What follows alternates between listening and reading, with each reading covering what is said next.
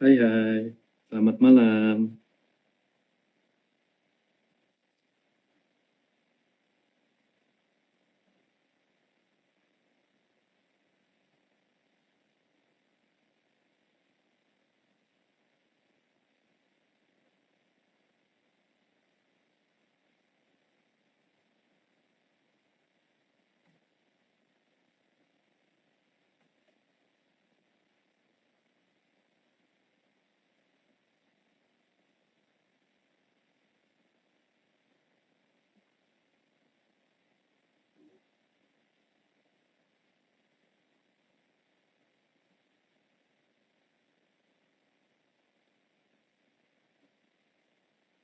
Halo teman-teman, ini suaranya udah jelas ya? Coba di komen dulu dong.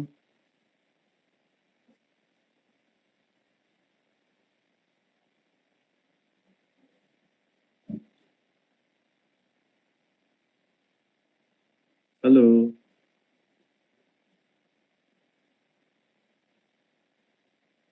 Halo, halo Om Ben. iya, Selamat malam Om Ben, sudah. apa kabar? Iya, malam.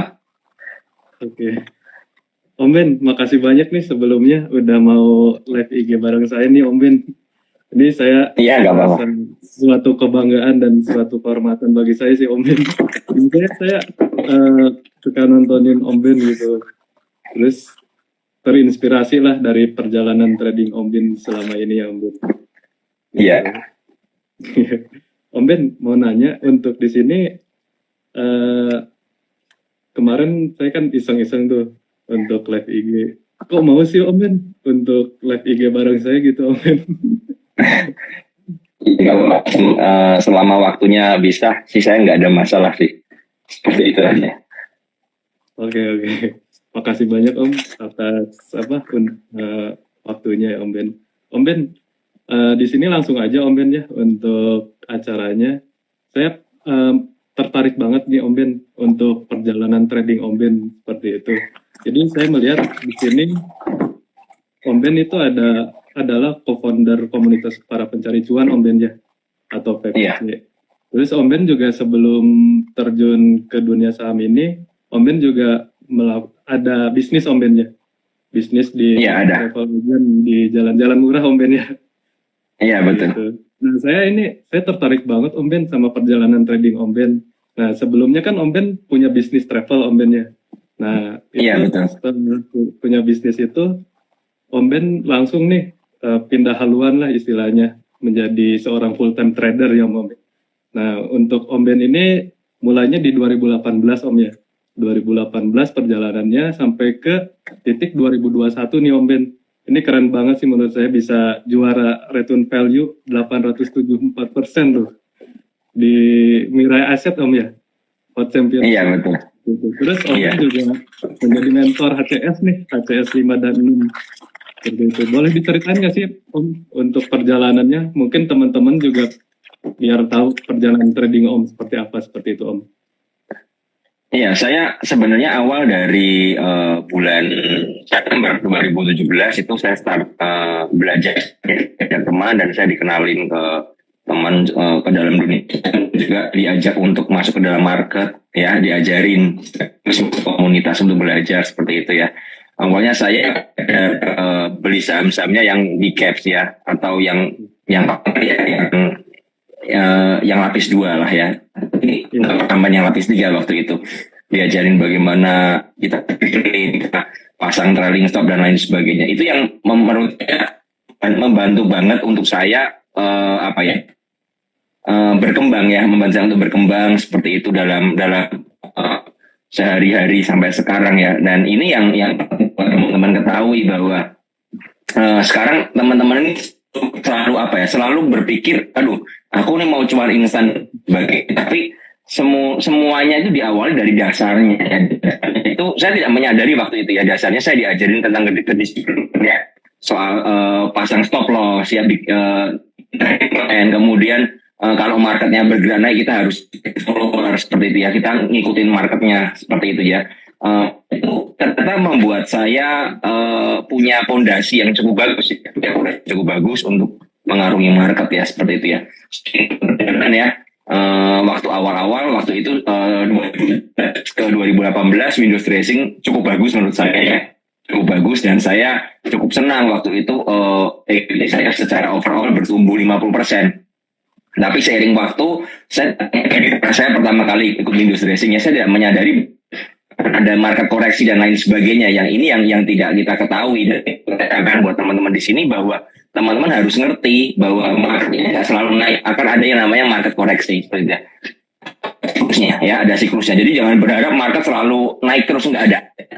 Kan pun untuk uptrend pun membutuhkan itu fondasi ya, higher low kalau kita bilang ya, higher low bikin dan sebagainya. Nah itu yang saya nggak mengerti ya. Ketika mau bergeser ke Februari ya, itu terjadi koreksi yang cukup lumayan ya. Tiba-tiba semua saham itu terkoreksi waktu itu di bulan Januari akhir 2018 ya.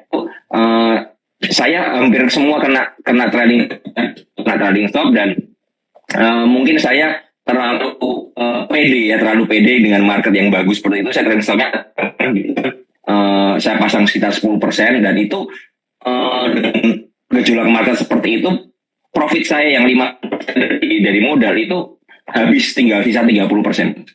Jadi berkurang 20% hanya dalam waktu 3-4 hari aja. Ini buat saya cukup kaget ya, wah kenapa saya ngumpulin selama berbulan dan lebih untuk mendapatkan 50%, tapi berkurang 20% itu hanya dalam 3 hari. Ini yang membuat saya ternyata market seperti ini. Dan setelah itu saya menyadari juga, teman-teman bilang hati-hati IHSG-nya ini membentuk pola double top ya, rawan koreksi. Saya nggak ngerti double top itu apa. Saya mulai dijelasin, saya mulai belajar, ternyata itu adalah fase puncak dan koreksi, dan ternyata benar. Setelah itu marketnya rontok, dan saya mencoba membeli dengan cara yang lama ketika market bullish, dan itu tidak berhasil. Semua kena stop loss. Semua kena stop loss. Jadi itu bikin saya ternyata dari situ saya ini sepertinya saya harus belajar hal yang lain ya. Ketika marketnya terkoreksi, saya tidak bisa menggunakan cara out ya, saya nggak bisa menggunakan swing yang seperti market bullish. Akhirnya apakah saya putus-putus di Kamal? Di Omben kayaknya. Omben suaranya agak putus-putus. Banyak komen. Putus-putus ya? Iya. Sebentar ya. Saya coba ganti mikrofon dulu sebentar ya. Boleh. Tapi sepertinya bentar.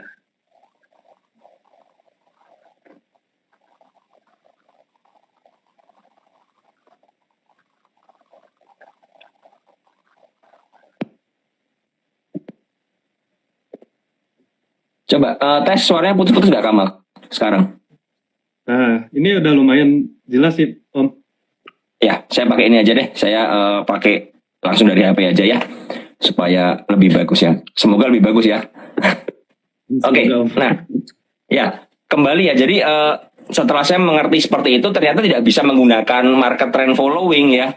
Saya mengerti bahwa ketika marketnya terkoreksi begini, berarti saham-saham penggerak utama IHSG atau saham-saham yang biasa saya mainkan big caps itu mengalami koreksi. Dan setelah itu saya mulai mencari apa sih saya bisa main apa ketika marketnya koreksi, dan ternyata saham-saham lapis 3 ya, atau saham gorengan ya, kita ngomong saham gorengan. Nah sejak itu saya mulai belajar saham gorengan. Tapi transisi dari saham yang big caps ke gorengan itu susah banget, karena gorengan sangat volatil sekali ya, dan saya harus benar-benar belajar. Dan akhirnya saya ketemu ini grup PPC ini ya. Grup PPC ini saya belajar dengan Pak Hidayat, foundernya seperti itu. Dan itu pun saya tidak dari bulan Maret 2018 saya masuk ke PPC. Saya baru profit di Agustus tahun 2018.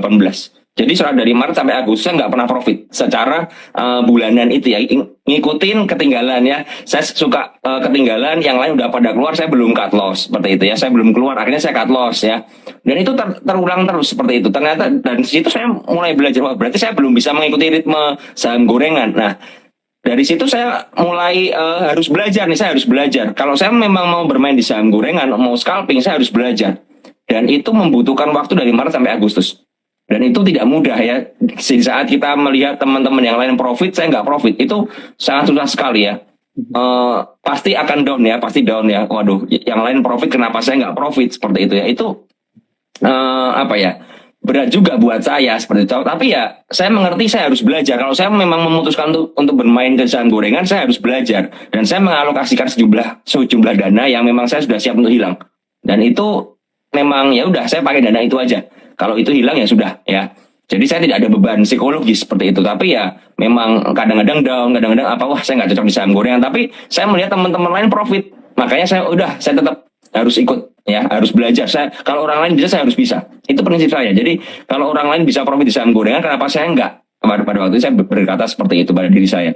Dan akhirnya setelah saya mulai belajar Agustus, baru saya menemukan ritme. Oh, baru mulai bisa profit. Tapi dari Agustus pun sampai tahun 2019 itu jatuh bangunnya banyak ya. Ada saya FOMO dan lain sebagainya. Itu memang membutuhkan proses belajar kan. Ya, perjalanan. Kalau saya bilang itu kayak bayi belajar berjalan ya. Mungkin dia merangkak dulu atau ya mulai profit. Ya mulai.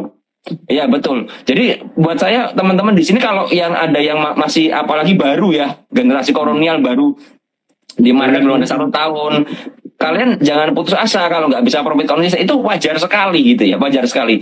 Gini, yang mau saya tekankan di sini, jangan sampai teman-teman di sini itu punya mindset bahwa market ini adalah cara mendapatkan uang secara gampang. Ya, itu ya benar kalau teman-teman paham. Ya, karena takutnya teman-teman melihat dari saya, dari Mas Bekti, dari yang lainnya, waduh, kok profit dan lain sebagainya, dari seseorang profit. Atau ada juga yang bilang saya lagi jalan-jalan tiba-tiba profit. Itu menurut saya bullshit. Karena market itu adalah proses untuk kita belajar. Kita belajar. Tidak ada makan siang gratis, saya selalu bilang seperti itu. Nggak ada tuh tiba-tiba kalian jackpot terus, nggak ada. Ada beginner luck, ada ya. Kita beli tiba-tiba sahamnya arah. Tapi nggak akan keulang terus-menerus. Ya, nggak akan keulang. Nah, ini yang harus kita pelajari sebagai sebuah proses ya. Jadi mindsetnya harus benar. Kalau mindsetnya berpikir, aduh, saya mau trading saham nih. Pertama baru masuk ya, saya lihat si A, si B, si C ini profit semua. Saya mau deh dengan uang misalnya 10 juta, saya mau jadi 10 juta, jadi 100 juta. Itu bisa, tapi itu proses. Ya, itu perjalanan, sebuah journey. Dan itu pasti dalam perjalanan akan ada yang namanya uang sekolah, biaya belajar, kalian FOMO, kalian salah analisa, itu wajar sekali. Wajar sekali ya. Jadi buat saya pribadi, makanya saya suka kan kadang-kadang ketika saya lagi mood mau menunjukkan porto saya tunjukkan juga loss saya. Bahwa saya juga mengalami loss yang cukup besar seperti itu. Itu wajar sekali, semua orang mengalami loss. Masalahnya banyak yang nggak nunjukin lossnya, hanya nunjukin profitnya aja. Dan ini membuat mindset dari trader ini rusak ya menurut saya ya. Jadi benar-benar teman-teman harus sadar, di market ini adalah adu strategi, adu cerdas, adu modal tentu saja. Nah, bagaimana cara kita misalnya, oke lah, saya nggak punya modal besar, berarti kita harus adu cerdas, ya kan? Kalau teman-teman paham kan bisa ya, maksudnya begini, tidak selalu kalau semut lawan gajah belum tentu menang gajahnya, ya kan? Ada yang namanya strategi, ya, ada yang namanya strategi. Kalau teman-teman pernah nonton film 300 ya, 300 yang film Spartan itu orang-orang Spartan itu nggak mudah dikalahkan karena mereka punya strategi, karena mereka punya kecerdasan. Nah, ini yang harus kita pakai. Kalau teman-teman memang dananya kecil, ya teman harus cerdas. Kalau teman-teman udah dananya kecil nggak cerdas, ya dibantai, kan gitu aja. Atau teman-teman punya dana yang besar tapi nggak cerdas, sama aja dibantai ya. Karena market seperti rantai makanan menurut saya. Ya, jadi teman-teman harus, ini perjalanan panjang yang harus teman-teman temukan journey-nya supaya teman-teman bisa profit konsisten. Kalau dari saya seperti itu sih. Oke, jadi untuk trader yang pemula nih, yang baru mau terjun di investasi pasar modal Om ya, itu yang pertama kita harus benerin mindsetnya dulu Om ya.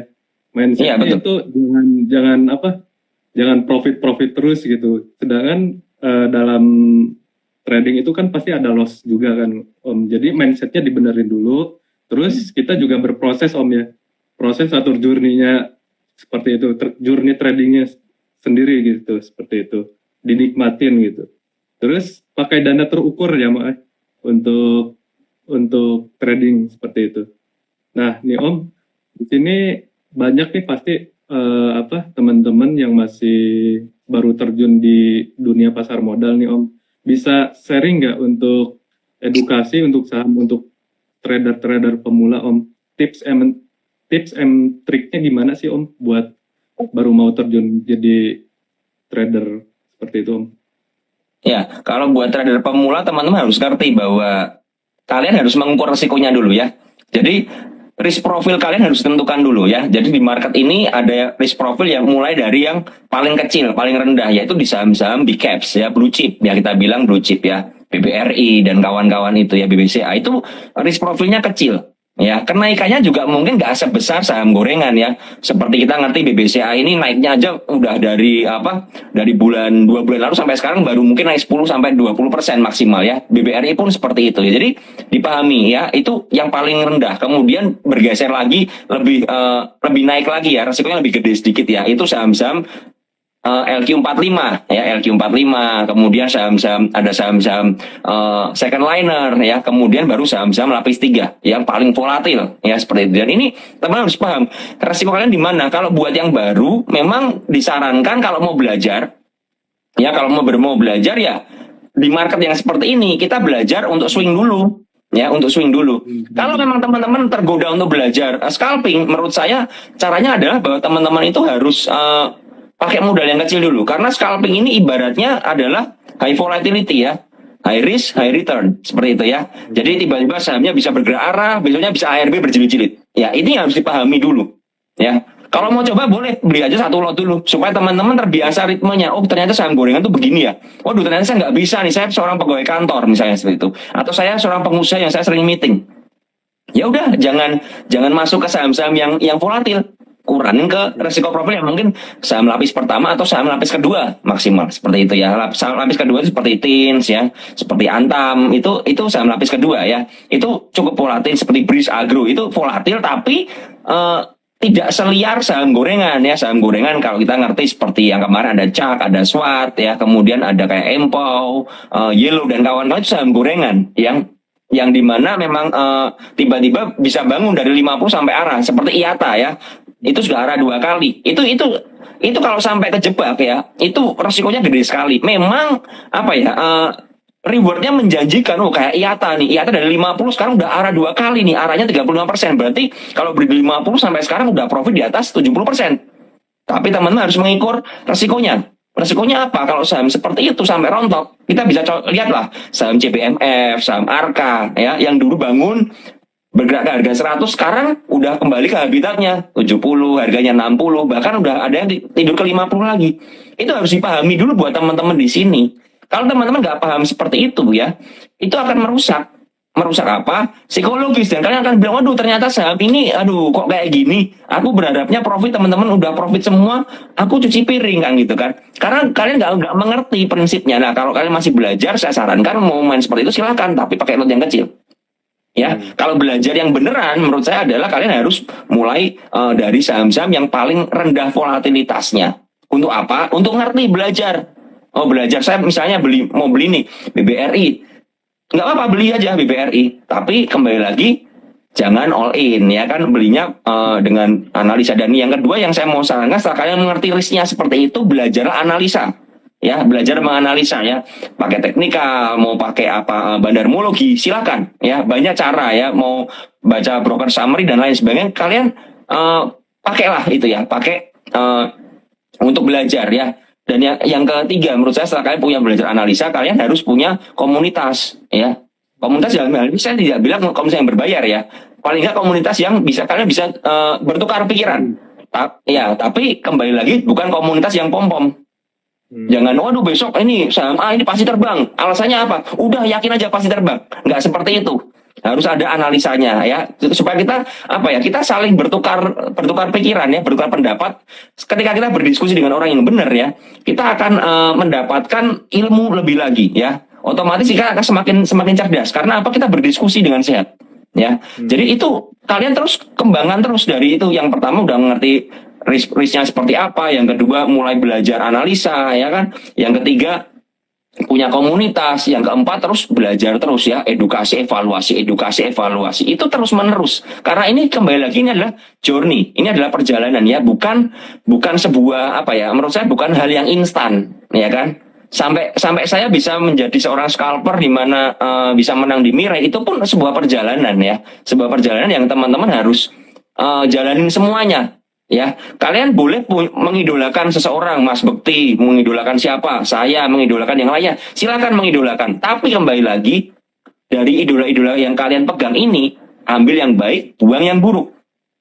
Kemudian sesuaikan dengan risk profil kalian lagi, supaya apa? Kalian ketemu style kalian masing-masing. Saya selalu bilang, ibaratnya kita tuh belajar memasak trader itu ya, kita seorang chef ya, kita harus mempunyai signature dish ya, makanan khas yang kita bisa suguhkan ke orang, tapi ini punya kita sendiri, ya kan. Nah, kalau kalian bisa menemukan style kalian, signature dish kalian, baru kalian bisa menemukan yang namanya profit konsisten. Jadi ini sepanjang ini adalah sebuah perjalanan. Tidak ada yang instan ya, tidak ada yang instan. Sekali nggak ada yang instan. Kalau ada orang yang pamer apapun juga profit dan lain sebagainya, itu mungkin hanya ajakan aja, atau mungkin dia ingin menunjukkan bahwa dia hebat dan lain sebagainya. Tapi kembali lagi ya teman-teman, di sini saya tekankan bahwa siapapun juga yang menunjukkan profitnya, ya itu mereka mendapatkannya dari setelah sebuah perjalanan, ya dari sebuah perjuangan. Menurut saya seperti itu.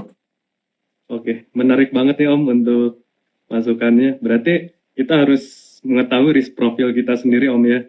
Terus coba dulu buat trader pemula, jangan scalper dulu, swing trader dulu gitu Om ya. Biar kita tahu untuk risk rewardnya terukur gitu Om ya. Terus kita juga harus belajar technical analysis, bandarmologi atau fundamental lah istilahnya, buat menguatkan ilmu kita di pasar modal seperti itu. Kita juga harus masuk komunitas biar kita belajar bareng gitu, bisa sharing sama-sama Om ya, seperti itu. Ini menarik banget sih Om untuk masukannya. Nah, selanjutnya Om, di sini saya pengen ngebahas nih untuk saham potensial per sektor nih. Karena kan kemarin udah perbankan udah masuk nih, oleh ekonomi ya. Call juga udah terbang Om ya, konstruksi lagi berjalan. Apa sih selanjutnya untuk sektor apa sih untuk Windrace 2021 ini yang potensial nih yang belum terbang itu, seperti itu Om? Saya lihat yang belum terbang adalah sektor retail sama konsumer ya. Properti juga masih menarik ya. Properti ada beberapa saham yang belum terbang ya. Itu layak kita pantau ya. Wajar sekali kalau memang batu bara ini lagi sideways ya, seperti itu ya. Kemudian BBRI dan kawan-kawannya juga mulai ada koreksi-koreksi. BBCI mulai ada koreksi, itu sangat wajar sekali karena sudah ada kenaikan ya, terjadi rotasi sektor ya, seperti itu ya. Dan IHSG-nya pun sudah mendekati all time high. Ya, ini yang perlu kita waspadai. Jadi buat teman-teman, menurut saya kalau ada koreksi adalah hal yang wajar. Ya, koreksinya sangat wajar sekali. Kenapa saya bilang sangat wajar? Karena sudah naik, ya sudah naik, harganya sudah naik, dan memang wajar banget kita terkoreksi dan lain sebagainya. Ini teman-teman harus mengerti itu. Ya, jadi buat saya yang belum jalan mungkin kita bisa lihat ya sektor konsumer ya. Yang paling lagging adalah sektor konsumer yang menurut saya sekarang. Kemudian CPO juga ada beberapa yang masih lagging yang menurut saya masih menarik ya. Kemudian saham-saham oils ya, oil itu juga masih menarik. Bukan saham oils ya, tapi sektor minyak ya, Kalau saya ngomong oils nanti takutnya kalian beli oils repot ya. bisa kena ARB, nanti saya yang disalahin. Jadi sektor energi ya, energi kita lihat ini krisis energi semakin menyebar ya di antara negara maju ya. Ini tetap potensi kedepannya masih ada ya. Kemudian juga yang patut dipertimbangkan juga sektor nikel ya. Nikel itu juga belum berjalan terlalu tinggi juga ya. Ini menurut saya masih bagus banget sih untuk kita pantau, seperti itu. Jadi menarik banget nih Om untuk sektor yang masih kita bisa watchlist nih ke depannya. Itu ada sektor properti Om ya. Terus ada consumer atau retail juga. CPO juga kemarin udah mulai naik nih dikit. Jadi bisa masuk watchlist juga. Terus ada energi dan nikel ya Om ya. Seperti itu untuk sektor seperti itu.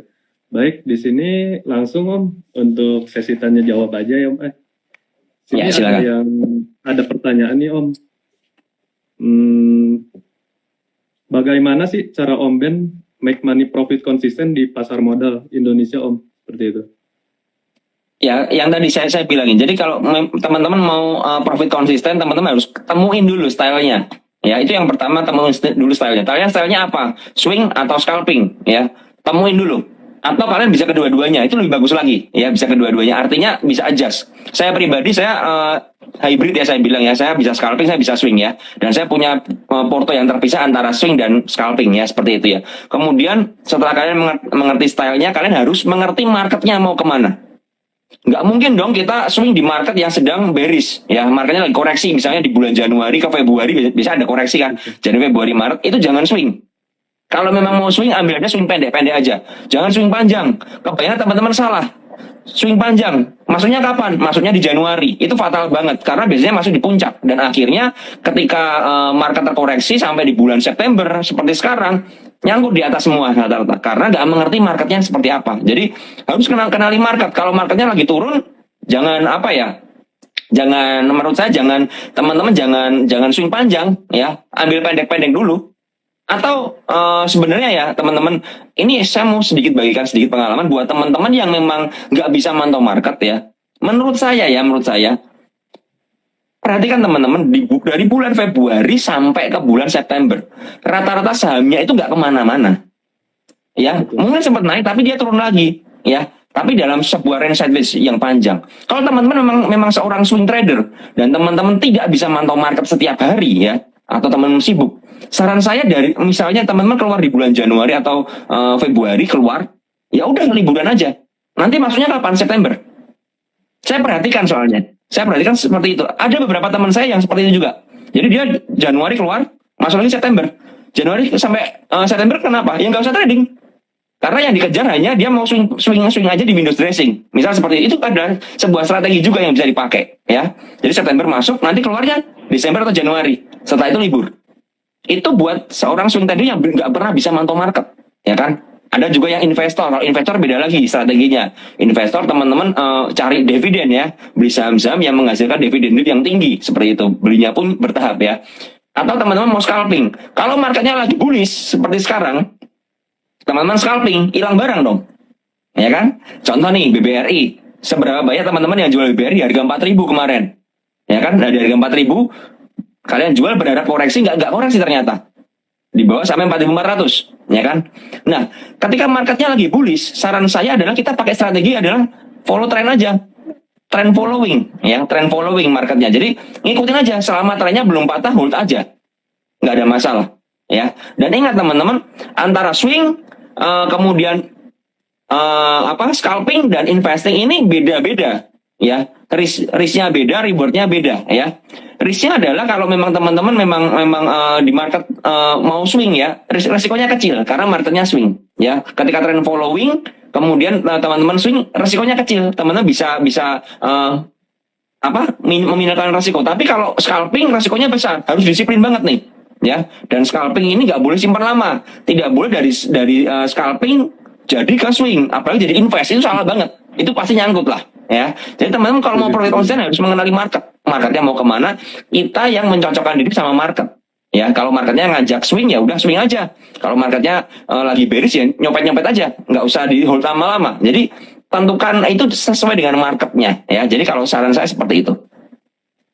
Keren banget nih Om untuk insight-nya ya Om buat trader pemula nih. Ini Om ada yang nanya lagi nih Om. Om, kenapa tiap saya masuk gorengan modal kecil selalu profit? Tapi kalau modal kecil, modal cukup tinggi pasti loss. Kenapa tuh Om? Bisa itu bermacam-macam ya, bermacam-macam. Bisa aja begini, teman-teman masuk modal kecil, ya kan psikologisnya kan kuat nih, aman nih, ya kuat. Harganya naik sedikit, teman-teman udahlah cukup lah, keluar. Modalnya lebih besar, teman-teman rakus. Misalnya contoh seperti ini, modal 1 juta.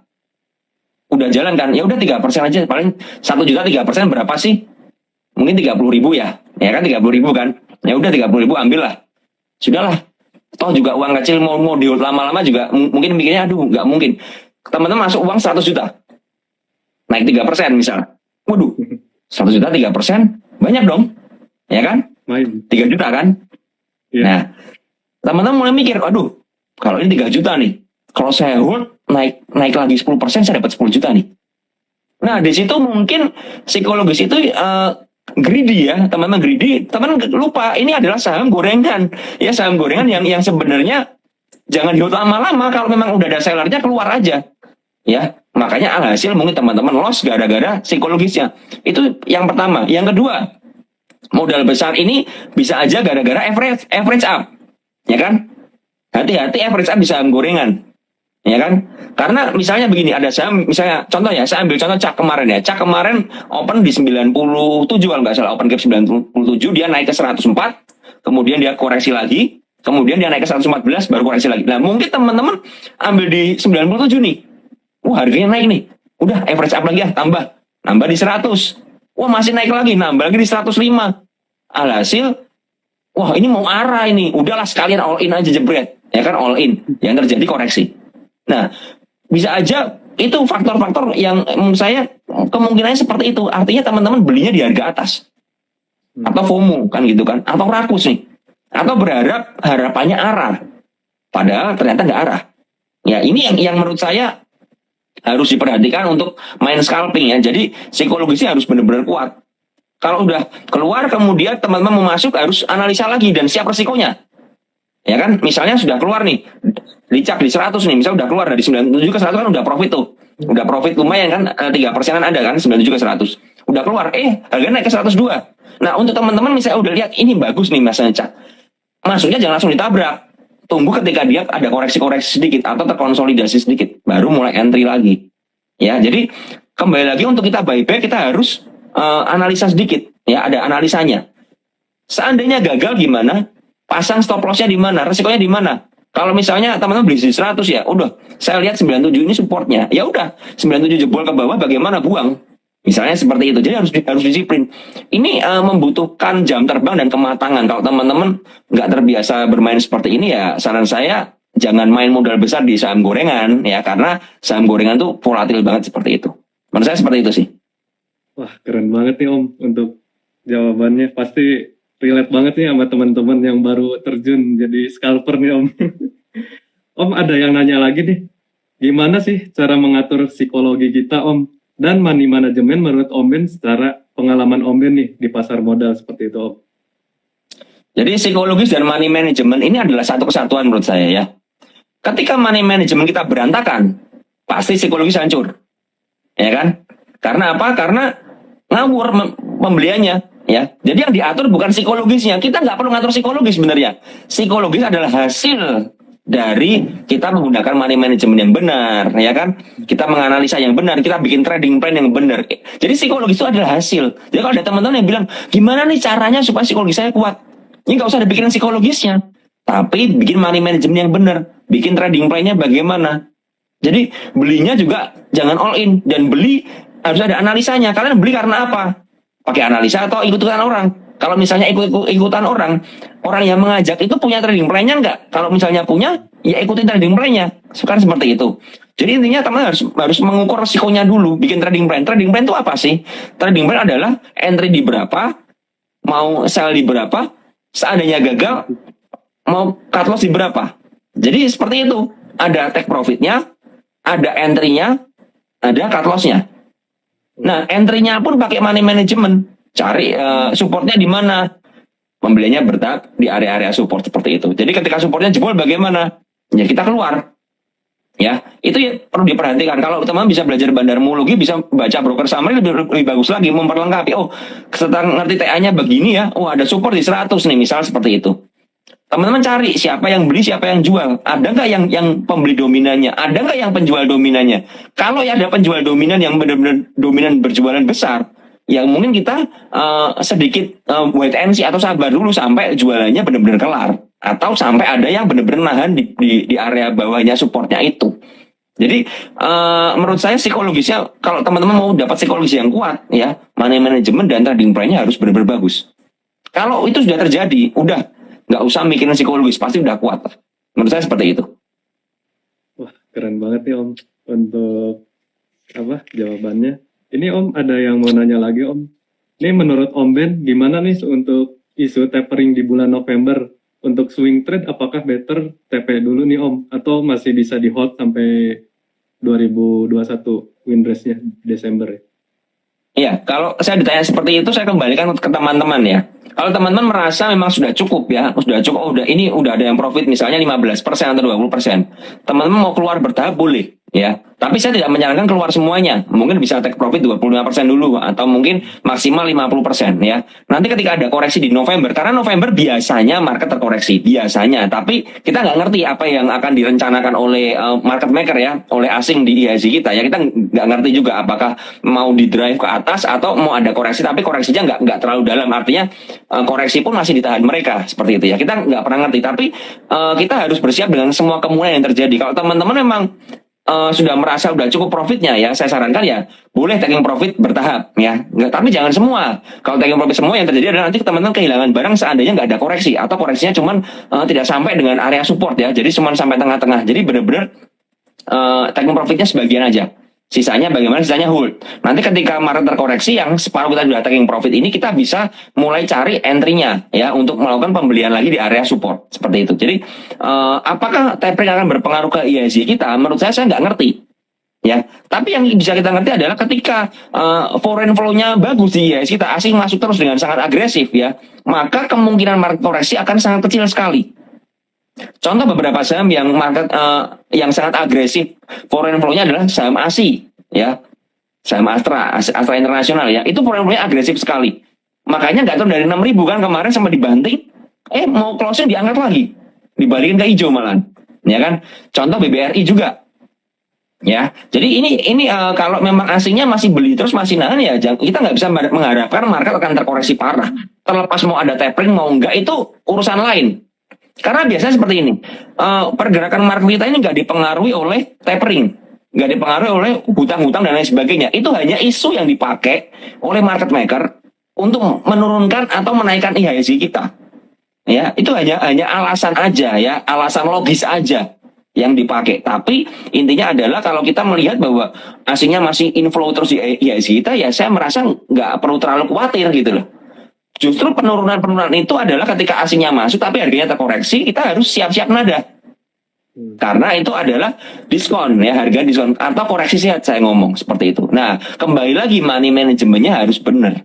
Kalau ada teman-teman yang memang sudah all in di harga bawah, ya silakan kalau teman-teman mau hold terus nggak apa-apa. Tapi harus rela, kalau ada koreksi ya berarti profit kalian akan tergerus. Ya, kalau kalian nggak rela mungkin bisa keluar sebagian. Jadi ini saya kembalikan ke teman-teman, terserah. Jadi saya selalu bilang taking profit ini nggak ada preferensinya gitu loh. Jadi kalau misal teman-teman merasa udah merasa cukup ya keluar sebagian nggak ada masalah. Tapi yang saya mau bilang bahwa tren IHSG kita ini masih naik. Koreksi sampai misalnya 6.200, 6.300 pun menurut saya itu adalah koreksi yang wajar dengan kenaikan setajam ini ya. Jadi teman-teman harus bersiap. Kalau sampai koreksi 6.300 jangan sampai nanya, oh IHSG-nya mau beres nggak ini? Enggak dong. Karena memang kenaikannya tajam. Ya, kenaikan tajam, kalau koreksi tajam juga sangat wajar sekali menurut saya seperti itu. Wih, keren banget nih untuk masukannya Om. Nah, di sini ada yang mau nanya lagi nih Om. Di sini ada yang mau nanya nih, apakah Om Ben pernah merasakan titik terendah di pasar modal Indonesia? Kapan dan bagaimana cara Om Ben untuk bangkit dan trading kembali sehingga profit konsisten kembali nih Om? Seperti itu. Oke, kalau ngomong titik terendah itu saya bilang ya di COVID ya. Di COVID di bulan Maret 2020 itu titik terendah karena saya cut loss 60% dari porto saya. Itu minusnya ya. Minusnya saya kehilangan 60% dari dana saya ya, karena tiba-tiba market terkoreksi dan kita tidak terlalu siap ya. Tiba-tiba dibanting gitu. Waktu itu ARB-nya juga ARB simetris ya 25%. Ya otomatis semuanya langsung kebanting ke bawah, open gap down langsung dan IHSG hold dan lain sebagainya. Akhirnya saya memutuskan untuk cut loss ya. Nah, untuk mengembalikannya bagaimana ya? Saya memulai lagi dengan hal-hal yang dengan uang yang saya punya ya. Saya memulai lagi ketika saya merasa waduh saya mungkin nggak disiplin, terlalu agresif waktu itu ya, ada COVID deh tiba-tiba seperti itu kan. Itu hal-hal di luar kendali kita. Yang kita bisa lakukan adalah kita harus cut loss kita segera ya. Kita harus segera buang yang nyangkut-nyangkut, saya amputasi semuanya. Kemudian saya menunggu. Ya, saya menunggu marketnya rebound. Ya, ketika sudah mulai terlihat ada konsolidasi, sudah mulai aman ya, disupport dan lain sebagainya, saya mulai entry bertahap ya, entry seperti itu. Dan bagaimana cara mengembalikan psikologisnya? Menurut saya ya itu butuh proses. Jadi kalau ada teman yang menderita loss besar ya, kemudian teman-teman ini pengen langsung balikin profit, itu nggak bisa. Tapi yang teman bisa lakukan adalah ketika loss besar adalah yang kita kembalikan adalah kita mulai memperbaiki dulu trading plan kita bagaimana. Ya, trading plannya udah kembali pelan-pelan bertahap seperti itu. Nah, kemudian profit konsisten. Ya, yang dicari profit konsisten. Jadi bukan untuk mengembalikan profit secara tiba-tiba langsung. Misalnya saya loss 100 juta. Wah, saya besok mau balas dendam nih. Pokoknya target saya dalam seminggu harus profit 100 juta. Nggak bisa gitu.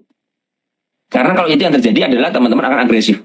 Ya, teman-teman agresif, malah loss lagi. Jadi teman-teman harusnya yang dilakukan apa? Evaluasi dulu kesalahannya apa. Oh, saya salah. Saya FOMO nih. Nah, dari evaluasi itu teman-teman perbaiki tradingnya. Nah, nanti kalau sudah profitnya konsisten lagi, uang 100 juta itu akan kembali. Itu hanya masalah waktu. Tergantung kita sabar atau enggak nunggunya. Ya, jadi benar-benar teman-teman harus bertahap. Profit yang konsisten akan membuat psikologis kita jadi lebih baik lagi. Jadi kita jadi pede, optimis lagi nih. Waduh, saya jadi optimis nih, saya sudah mulai profit lagi. Ya, ini yang akan mengembalikan psikologis. Dan kalau teman-teman, saya sarankan ya, teman-teman kalau tidak pernah mau cut loss di saham-saham yang sudah nggak ada harapan, maka menurut saya peluang teman-teman untuk bisa profit lagi akan sangat kecil. Karena apa? Kalian nggak disiplin, nggak belajar dari situ ya. Itu masukan saya untuk soal itu tadi. Halo Om.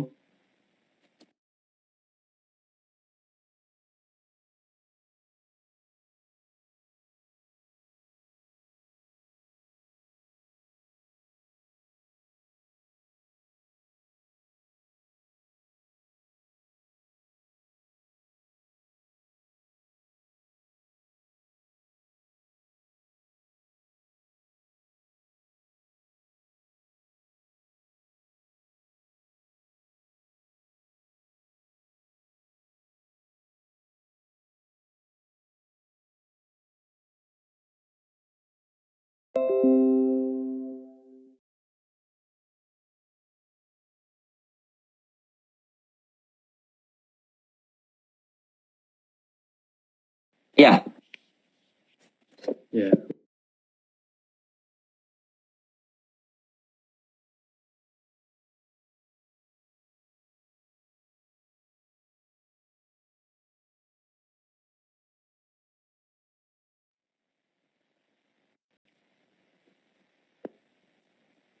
Om, putus tadi ya. iya. Tiba-tiba nge-lag gitu Om.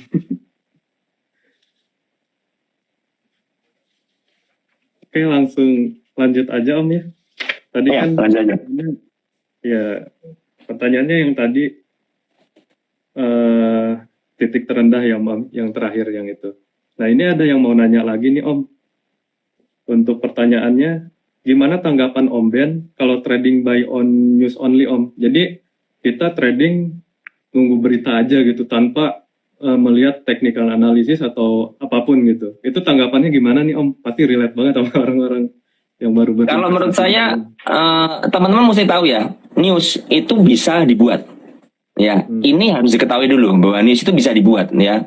Kasarannya ada news pesanan ya, seperti itu ya. Atau news ini bisa dikeluarkan sesuai kebutuhan. Ya, misalnya nih ada akuisisi, ya, ada akuisisi perusahaan seperti itu. Biasanya harga sahamnya akan bergerak dulu, baru newsnya dikeluarin.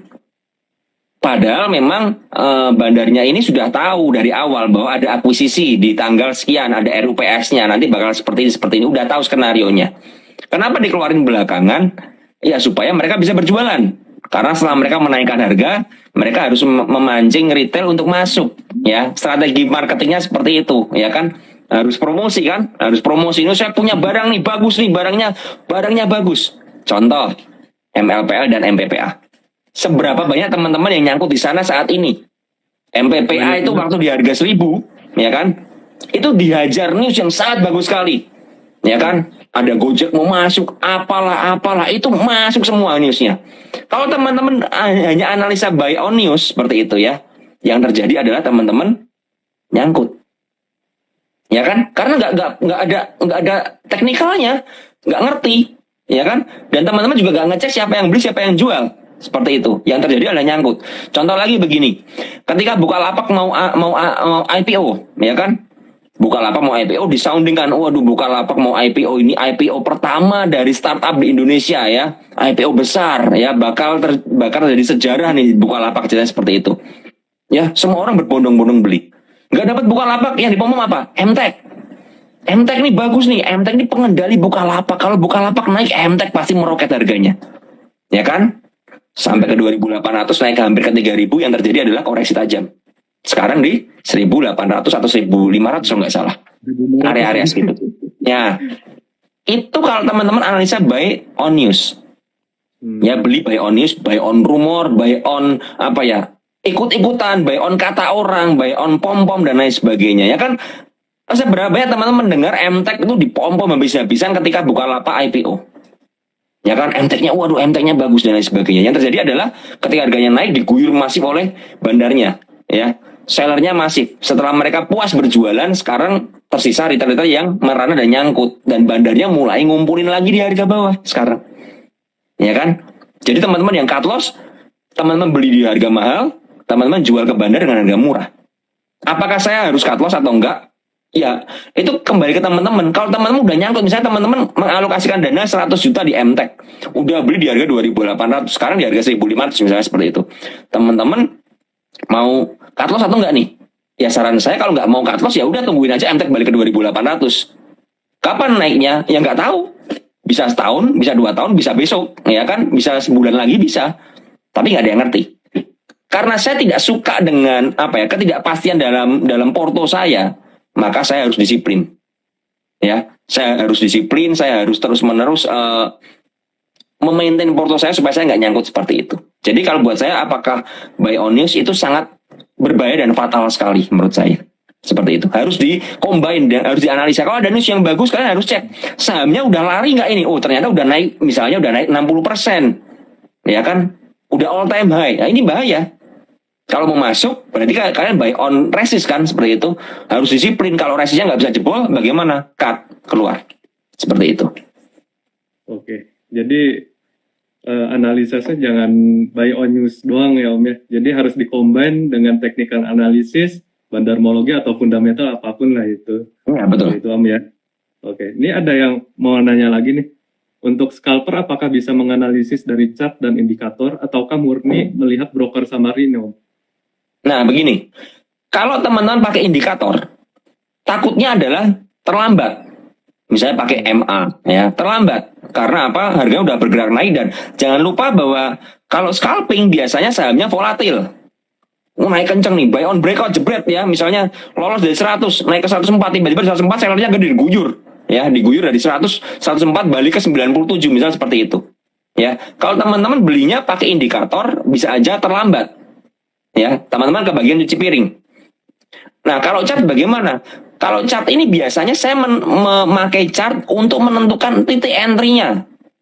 Kembali lagi, saya baru mau entry ketika harga sahamnya mulai sudah ada polanya, ada konsolidasinya. Bukan ketika dia rally. Kalau dia rally kenceng, kita masuk. Ya, hati-hati. Jangan sampai kalian ngejar, kemudian diguyur, kalian udah all in. Kalau mau ngejar pun pakai porsi pembeliannya, pakai money management. Ya kan, jadi benar-benar harus semua saham yang bergerak naik itu pasti akan kena yang namanya resist, akan mentok sekali. Ya, setelah mentok dia akan berusaha lagi, kemudian kalau gagal dia akan turun. Ya, ketika turun ini dia menguji arah support, itu adalah titik beli kita biasanya. Ya kan, selama buyernya atau penggerak harganya nggak berjualan. Jadi murni menurut saya teman-teman harus mengetahui yang namanya ngerti bid offer dan transaction, siapa beli siapa jual, itu murni harus diketahui. Dan ngerti juga di mana supportnya supaya teman-teman bisa mulai nyicil entry-nya. Kalau dari saya seperti itu sih untuk scalping. Oke, makasih banyak Om untuk jawabannya. Ini ada yang nanya lagi nih Om, untuk saham versus cryptocurrency lebih high risk yang mana sih Om? Jelas kripto. Oh, gitu. Apalagi kalau kriptonya kalian main di future, ya, yang pakai leverage atau margin yang tinggi, ya. Setahu saya mungkin seperti Bitcoin bisa leverage-nya sampai 125 kali, ya. Kemudian yang lain-lain mungkin mentok 75 kali. Itu marginnya. Artinya apa? Bisa menggunakan pinjaman modal seperti itu kan. Tapi kalau sampai terkoreksi pun ya duitnya kalian bisa habis dan habisnya nol. Jadi menurut saya kripto jauh lebih berbahaya ya daripada saham. Tapi memang yang berbahaya itu biasanya high risk high return, returnnya juga tinggi, ya kan. Jadi bisa kaya mendadak atau bisa bangkrut mendadak, gitu aja sih kalau main kripto. Kayak judi sih sebenarnya. Tapi harus ada pengendalian psikologis dan money management yang benar sih menurut saya seperti itu. Oke. Ini pertanyaan terakhir nih Om. Apakah Om Ben menerapkan diversifikasi aset atau alokasinya kemana aja nih Om untuk diversifikasi aset? Kalau aset sih saya memang sekarang lebih fokus ke saham ya. Jadi memang saya punya di rekening saya ada ya, tapi memang tidak semua apa ya. Saya ada yang saya simpan dalam bentuk cash di dalam tabungan untuk kebutuhan dan lain sebagainya. Tapi saya memang berfokus mengembangkan di portofolio saya. Jadi ketika udah profit saya tarik ya sebagian, saya simpan, sebagian lagi saya putar. Tapi kembali lagi yang saya putar ini saya putar dengan kedisiplinan ya, money management yang benar-benar ya. Itu pun saya ada pembagian lagi dari scalping atau swing. Ketika marketnya seperti ini ya saya 3 porto di swing, 1 porto di scalping seperti itu.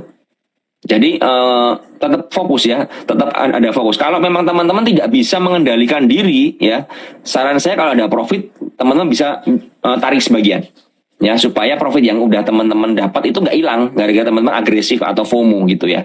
Jadi itu menurut saya seperti, apalagi kalau teman-teman cuman scalping aja ya. Kalau scalping saran saya ketika ada profit ya amankan ya, tarik sebagian ya, amankan. Atau profit yang kalian dapatkan ini kalian tarik, kalian pindah ke porto swing. Seperti itu. Jadi kalian swing dengan uang profit itu lebih aman lagi psikologisnya. Udah pasti lebih aman lagi. Jadi cari duitnya dari misalnya dari Februari sampai bulan September ya, marketnya kan nggak jelas tuh kemarin. Scalping bisa dapat berapa? Anggapnya dapat 10 juta misalnya seperti itu. Nah, 10 jutanya ini masukin ke swing untuk di bulan September akhir untuk beli saham-saham industri racing. Kalau saran saya seperti itu untuk diversifikasi. Tapi saya tidak punya untuk aset-aset yang lain sih seperti mungkin emas, logam mulia. Saya tidak terlalu mengejar ke sana karena memang saya lagi berfokus di dalam saham seperti itu. Oke. Berarti fokus di pasar modal Indonesia aja Om ya? Iya. Oke, di sini untuk sesi tanya jawabnya udah hampir mau 1 jam nih, nggak berasa Om. Saya rangkum dikit ya Om ya untuk ya, boleh. Ini ada apa? Yang pertama untuk trader pemula nih, khususnya kita harus memfokuskan mindsetnya dulu ya Om ya. Mindsetnya dibenerin dulu, terus kita berproses Om ya. Proses dan journey-nya itu seperti itu. Terus kita menggunakan dana terukur juga ya Om ya. Dana uang dingin lah istilahnya yang siap hilang gitu Om ya. Iya betul. Setelah itu kita evaluasi nih trading plan kita. Apakah sudah benar atau belum seperti itu Om ya. Terus kita juga menyesuaikan risk profile-nya juga seperti itu Om. Om makasih banyak Om. Ini yang terakhirnya ada kuis dikit Om. Boleh silakan. Namanya rapid question Om.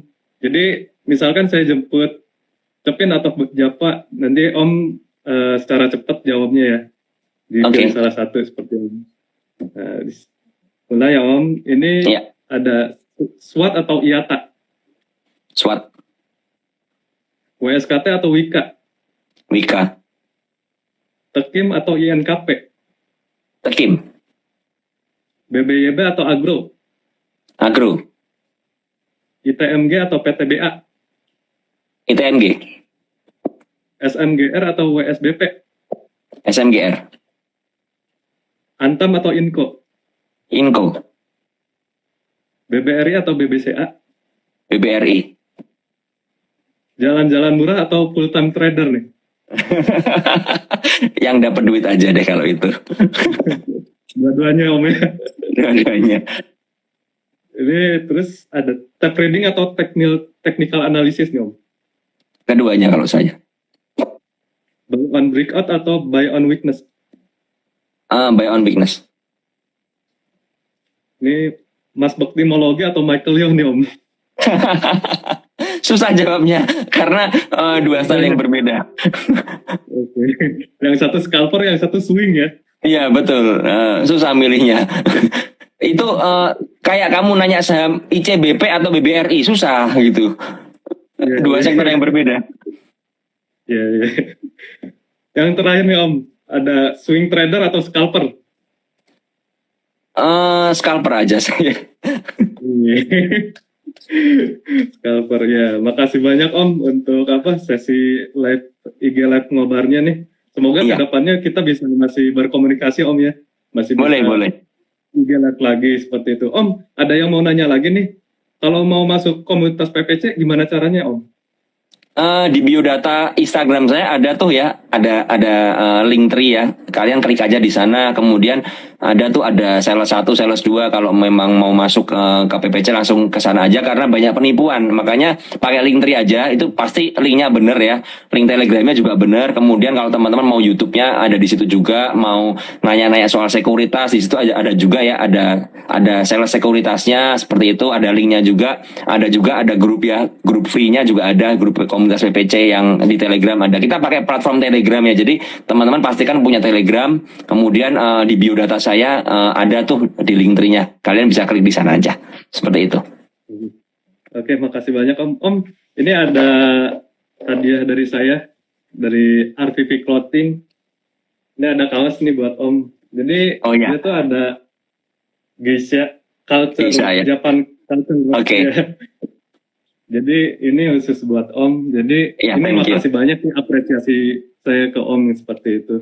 Nah, Iya. yang terakhir ini ada 3 pertanyaan terbaik nih Om. Sesuai dengan di awal, saya mau mengasih untuk pertanyaan 3 terbaik.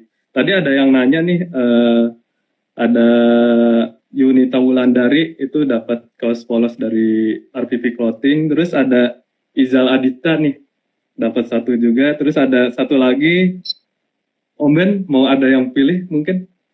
Satu Enggak, orang. kamu aja yang pilih. Kamu aja yang pilih. Oke.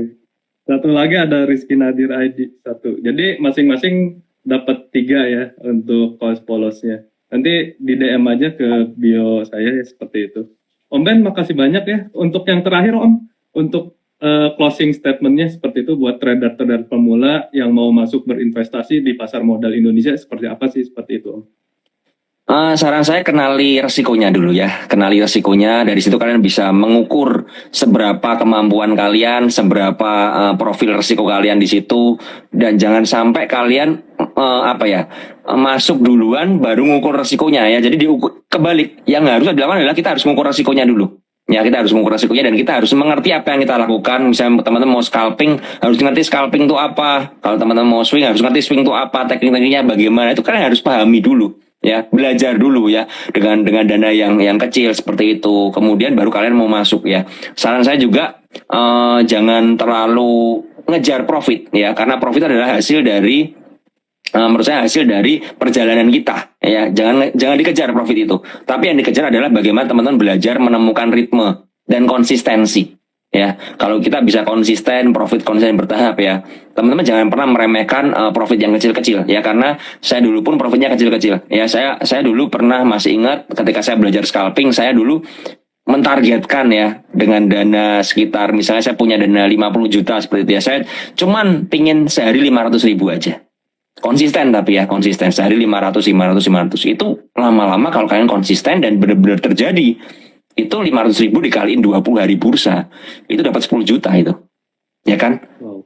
Ya kan, itu gaji pegawai aja mungkin ya 10 juta itu hampir sama, atau mungkin banyak yang gaji UMR aja nggak sampai segitu kan? Nah, makanya teman-teman jangan pernah meremehkan uang-uang kecil seperti itu. Kalian misalnya 500.000 terlalu gede buat kalian, 100.000 nggak apa-apa. Yang dikejar apa? Konsistensi. Setelah konsisten, baru dinaikkan targetnya. Misalnya dari 100.000 nih, saya udah 2 bulan ini bisa konsisten ya. 100.000 kali 20 berarti saya bisa konsisten dapat misalnya 2 juta seperti itu.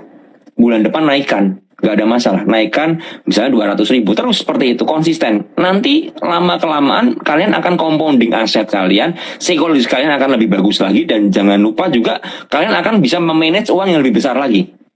Jangan dibalik, jangan langsung pertama masuk langsung besar. Nanti kalian stres sendiri. Jadi benar-benar teman-teman harus benar-benar belajar mencari konsisten. Ya, nggak usah dikejar profit. Kalau ada orang-orang yang pamer udah cuannya sampai ratusan juta, miliaran, ya biarin aja. Karena memang kapasitas mereka mungkin sudah sampai segitu ya. Kalau saya memang belum, ya sudah, saya nggak ada masalah. Saya pun tidak minder dengan orang-orang lain ya. Kalau memang kapasitas saya segitu, yang penting apa? Pertumbuhan aset ya. Oh, yang kita pamerkan sebenarnya apa sih? Pertumbuhan aset ya. Aset kita bertumbuh secara konsisten ya. Konsisten terus ya. Tiap bulan bertumbuh. Itu udah kebanggaan buat trader ya menurut saya ya. Dimana misalnya kalian punya pertumbuhan aset dalam 1 tahun, misalnya kalian bisa naik 15-20% aja secara konsisten dalam yearly, tahunan ya. Itu udah bagus karena itu udah melebihi dari deposito. Ya kan, udah melebihi dari deposito. Jadi yang dikejar seperti itu. Jadi jangan langsung ngejar, waduh pingin yang dikejar yang terlalu tinggi, enggak. Menurut saya kalau kalian ngejar seperti itu agresif, yang terjadi adalah kalian akan menderita loss yang sangat besar sekali menurut saya. Itu closing statement dari saya. Oke, makasih banyak Om untuk masukan insight-nya. Ini banyak banget sih pelajaran buat saya. Mungkin teman-teman juga bisa belajar nih dari perjalanan Om Ben di trading seperti itu. Om Ben, makasih banyak ya Om. Ya, Kapan-kapan oke. kita kolaborasi lagi atau komunikasi lagi seperti itu. Ya, Oke. makasih banyak Om. Dadah. Selamat malam. Malam.